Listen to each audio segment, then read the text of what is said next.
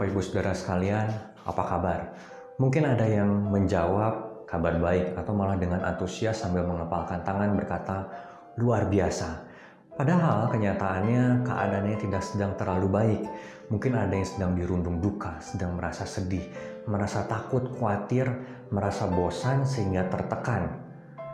Di tengah-tengah situasi seperti itu, tidak menjadi masalah bila kita mengatakan, kabar saya tidak terlalu baik, kabar saya tidak baik. Allah tidak pernah menjanjikan kehidupan yang bebas dari masalah seperti jalan tol tanpa hambatan di tengah-tengah dunia yang telah jatuh ke dalam dosa ini. Dosa mengakibatkan adanya begitu banyak penderitaan. Dosa mengakibatkan adanya pergumulan hidup, termasuk yang kita alami saat ini. Bapak Ibu, mungkin ada yang merasa tertekan karena berada di rumah, belajar dari rumah, bekerja dari rumah. Hal ini membuat kita bosan, membuat kita stres. Sangat wajar hal itu terjadi. Sangat wajar bila kita merasa takut dan khawatir di tengah-tengah situasi yang mencekam ini. Wabah virus corona ini yang menyebar begitu cepat, begitu luas, dan sangat dekat dengan kita. Bahkan virus ini bisa membawa kepada kematian. Belum lagi dampak-dampak lainnya yang mengikuti dari wabah ini. Mungkin ada yang harus menutup pabriknya, ada yang harus berhenti dari pekerjaannya, yang dimana pekerjaan itu adalah pekerjaan yang memberikan penghasilan untuk menyambung hidup sehari demi sehari. Hal ini membuat kita tertekan.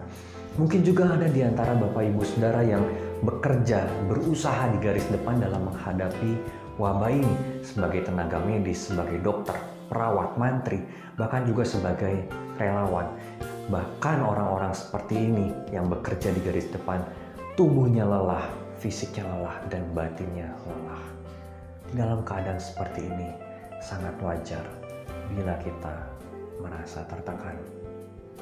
Tapi Bapak Ibu, apapun kesulitan yang kita hadapi, kedukaan, kesedihan, kekhawatiran, ketakutan, kecemasan, dan yang lainnya, janganlah sampai kita hilang harap kepada Allah.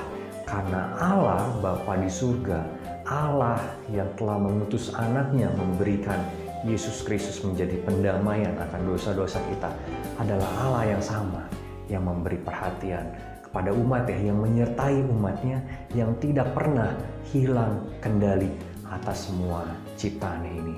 Allah menyertai kita semua. Tapi jangan sampai kita salah mengartikan, salah memaknai bahwa penyertaan Tuhan berarti semua masalah kita akan lenyap begitu saja dan hidup kita akan mulus begitu saja. Bukan seperti itu.